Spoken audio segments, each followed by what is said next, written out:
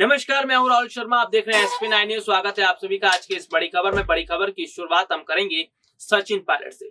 सचिन पायलट कभी भी भाजपा का दामन थाम सकते हैं। खबर इस तरह की सामने आ रही है कि सचिन पायलट की सोनिया गांधी से नहीं बन पा रही है, अशोक गहलोत से नहीं बन पा रही है। सचिन पायलट और अशोक गहलोत के बीच बीते काफी समय से 36 का आंकड़ा देखने को मिलता रहा है। और सबसे बड़ी बात है कि राजस्थान के अलवर में 300 साल पुराना मंदिर तोड़ा गया, उस पर सचिन पायलट ने आपत्ति जताई थी।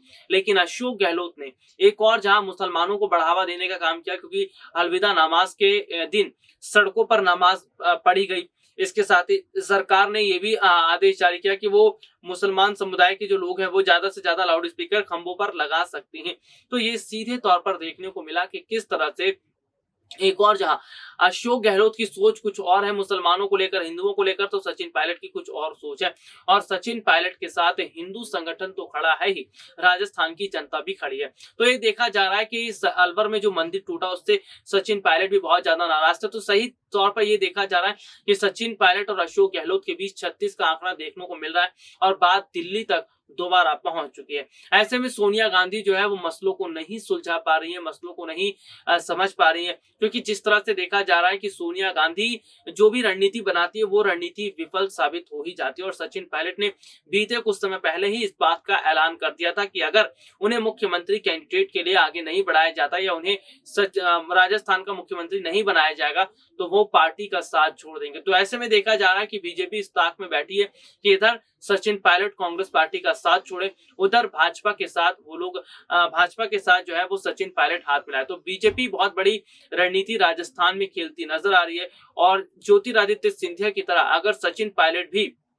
बीजेपी का दामन थाम लेते हैं तो ये समझने वाली बात होगी कि इसका बहुत बड़ा जो फर्क देखिए वो सिंधिया भी निभाते नजर आएंगे। क्योंकि सिंधिया ने बहुत पहले ये कहा था कि अगर कांग्रेस पार्टी को अपनी गलती सुधारनी है तो सचिन पायलट को राजस्थान का मुख्यमंत्री बनाया जाना चाहिए। और सचिन पायलट और सिंधिया बहुत अच्छे दोस्त हैं। ऐसे में बीच में एक खबर भी सामने आई थी कि सिंधिया कोशिश कर रहे हैं कि सचिन पायलट को बीजेपी में शामिल करवाया जाए। तो शायद अगर ज्योतिरादित्य सिंधिया को जिम्मेदारी दी जाती है तो अगर वो सचिन पायलट को बीजेपी में शामिल करवा लेते हैं तो ये एक बहुत बड़ी बात रहेगी। तो बीजेपी बहुत बड़ी रणनीति राजस्थान में अपना रही है और बीजेपी ये देख रही है कि किसी भी तरह से सचिन पायलट को अपने साथ जोड़ा जाए। दरअसल कांग्रेस पार्टी से कई ऐसे नेता चले गए जो नेता आने वाले टाइम पे या मौजूदा समय में रहकर पार्टी को मजबूत करने का काम कर सकते थे, लेकिन सोनिया, राहुल और प्रियंका ने जिस तरह पार्टी के कई नेताओं को इग्नोर किया, पार्टी के कई नेताओं को उन्होंने सीधे तौर पर हटाया, तो ये देखा जा रहा है कि वाकई कहीं ना कहीं स्थिति जो है वो बहुत बड़े हद तक अलग हो रही है।